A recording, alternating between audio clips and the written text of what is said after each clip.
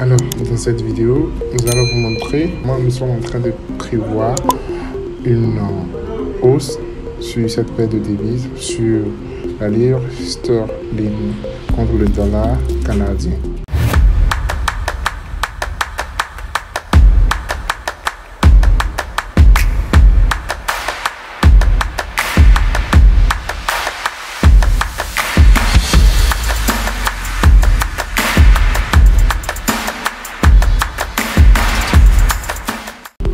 Alors la première des choses, nous allons ensemble définir la tendance du marché, la tendance du fond du marché. Alors qu'est-ce qu'il faut faire? Nous allons nous rendre dans les time frames supérieurs pour pouvoir déterminer la tendance du marché, la tendance du fond du marché. Donc ici, nous constatons que nous sommes dans une tendance haussière.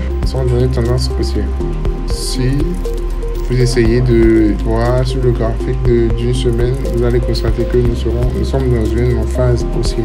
Et si nous consultons le graphique d'un jour journalier, vous allez aussi constater que nous sommes dans une tendance haussière. Simplement, nous sommes dans une tendance haussière. Ce que nous venons de faire, c'est que nous nous sommes servis des autres time frames supérieurs pour pouvoir déterminer la tendance du marché. En général, de bref, nous pouvons dire que nous sommes dans une tendance haussière sur le marché. Ça, c'est la première étape. Par conséquent, nous allons privilégier les achats sur le marché. Alors, qu'est-ce que nous allons faire? La deuxième étape, c'est d'aller chercher des opportunités dans les time frames inférieurs. Nous allons essayer. Ici, dans notre cas, nous avons repéré une opportunité en H4, c'est-à-dire devant notre graphique de 4 heures. Donc, en H4, nous avons repéré une figure de continuation. Une figure de continuation, un triangle ascendant. Donc, deuxième étape, validée. La seconde étape, c'est de vérifier si notre moyenne mobile à 100 périodes, le prix au-dessus de la moyenne mobile en période. Ici, nous constatons que le prix est au-dessus de notre moyenne mobile. Notre troisième étape de la prise de position sur cette paire de devises est bien validée. La quatrième étape, c'est de définir les zones de résistance. En H4, nous avons repéré les zones de résistance. Comme ici, nous avons un impact, nous avons 2 impacts, 3 impacts, 4 impacts. Donc ici, déjà, nous pouvons dire que c'est une zone de résistance où le prix pouvait résister et repartir à la baisse. Donc au cas où notre scénario ne serait pas validé, nous n'allons pas prendre position.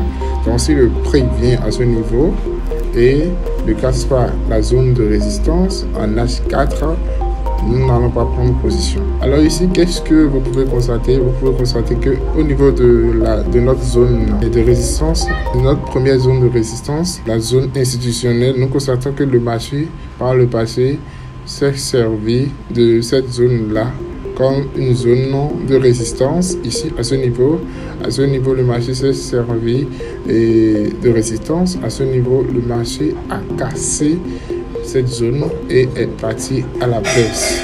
À ce niveau, le marché s'est servi de résistance. Le marché s'est servi aussi de cette zone de résistance. Ici, cette zone de résistance. Donc, nous pouvons dire généralement que cette zone est une zone psychologique institutionnelle où le prix pourrait probablement retourner à la baisse ou casser la zone et aller chercher la seconde zone. Nous avons également repéré une seconde zone car le prix a eu une forte impact. Nous pouvons constater que le prix a buté, a eu un impact ici, ici. Donc, c'est une zone à considérer à ne pas négliger. Alors, déjà que nos zones institutionnelles ont été détectées, qu'est-ce que nous allons faire? Nous allons maintenant définir le point d'entrée et le point de sortie. De là où nous voulons prendre position. Donc, comme nous avons repéré l'opportunité en H4, nous irons alors chercher nos prix d'entrée en H4 et notre prix d'entrée en H4, notre prix de sortie en H4 également et notre stop loss en H4. Pour le faire, vous allez cliquer sur position longue afin de pouvoir déterminer le point d'entrée de votre signal. et le point de sortie de votre signal. Alors, mais avant de prendre position sur cette paire de devises, nous allons attendre d'abord la cassure de cette zone de résistance. Nous pouvons maintenant prendre position. Au cas où cette zone ne sera pas cassée, nous n'allons pas prendre position. Nous allons observer le marché et attendre que cette zone soit cassée. Alors, si cette zone se casse, nous allons soit prendre position ou attendre un pullback. Alors, comment nous pouvons placer notre take profit, notre stop loss, là où nous pouvons entrer? Nous pouvons entrer d'abord, nous allons placer d'abord de 1 notre stop loss en dessous de notre moyenne mobile, en dessous de notre zone de résistance, exactement. Alors, de 1, si le prix casse la résistance, nous placerons notre stop loss en dessous de cette zone de résistance et en dessous de notre moyenne mobile. Donc, au cas où le prix fera un pullback, nous allons placer notre stop loss, un stop loss agressif en dessous de la zone de résistance et observer le prix. Donc ici, nous allons risquer 1% de notre capital et gagner x14 de notre investissement. Premier objectif, c'est la zone de résistance numéro 1 qui est là. Au moment où le prix viendrait ici, nous allons pouvoir manager notre position. Donc, nous allons déplacer le stop loss à ce niveau pour voir la réaction du marché. Si le marché casse cette zone, alors nous allons continuer par manager notre position pour espérer que le prix touche la seconde zone.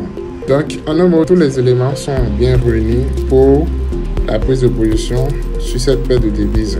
Donc, au cas où le marché n'aurait pas validé notre scénario, nous allons observer juste le marché et dès que toutes nos conditions sont remplies et validées, nous pouvons dès lors rentrer en position. C'est tout pour cette vidéo. Je voudrais vous montrer l'opportunité que pourrait nous présenter cette paire de devises en ce jour. Merci de m'avoir suivi. À très bientôt.